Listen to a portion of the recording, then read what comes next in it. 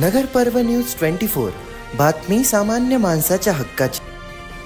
नगरमध्ये धुळीचं साम्राज्य। नगर मनमाड रोडवरील पत्रकार चौक ते साविडी नाक्यापर्यंत एका बाजूने कामाला सुरुवात झाली आहे।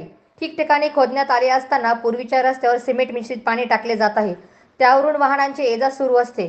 त्यामुळे अक्षरशः धुळीचे लोट निर्माण होत असून नागरिकांच्या नाकाडोळ्यात धूळ जाते। या धुळीमुळे नागरिक अक्षरशः हैराण झाले आहेत।